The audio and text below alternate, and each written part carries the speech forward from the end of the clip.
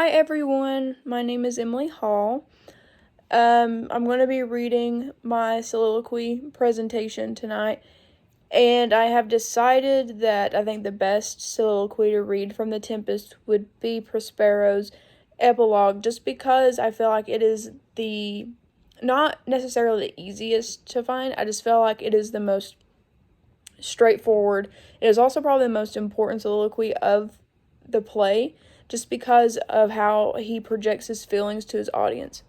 So I think before we get into me actually reading the soliloquy within The Tempest, I think it's important to understand what a soliloquy is, and it is essentially a literary device that is used to project one's innermost thoughts and feelings to either themselves or to an audience, which is, in this case, Prospero is projecting his thoughts and feelings to the audience. And it's indicating that he needs to release something inside of him that he can't necessarily just show through actions, that he has to project through words vocally. And essentially you're just hearing the characters' spoken thoughts. So a lot of people mistake it for just talking to oneself, and that's not always the case, because in his case he's talking to an audience.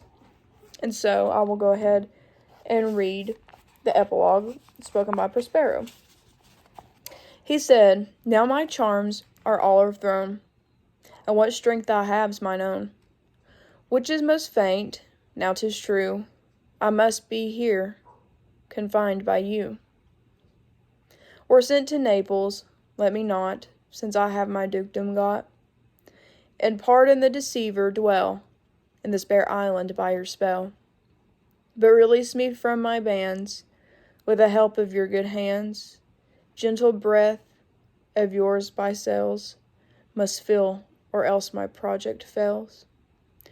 Which was to please, now I want spirits to enforce, art to enchant, and my ending is despair unless I be relieved by prayer. Which pierces so that it assaults mercy itself, and frees all faults. As you from crimes would pardoned be, let your indulgence set me free." And it is important to know here that Prospero is feeling guilty about all of his crimes. Feeling guilty about how he's treated people, how he's treated Caliban, how he's treated his daughter, Ferdinand, how he conjured the storm to shipwreck the ship out at sea so that he couldn't be condemned of his crimes. So, he is asking the audience for their ultimate forgiveness, and he cannot move forward without that forgiveness because he feels so heavy and so down because of everything that he's done. The guilt is killing him. So he's saying that for the audience, to applaud him is to show forgiveness, and that his ultimate goal is to please them. That is why he is vocalizing his innermost thoughts and feelings. He even says, "Now my charms are all overthrown, and that what strength I have's mine own." He cast out his magic. He cast out all the supernatural elements that he possessed so that he could be human-like, so that he could go back to the normal human state that everybody is supposed to be in, like Caliban and his daughter.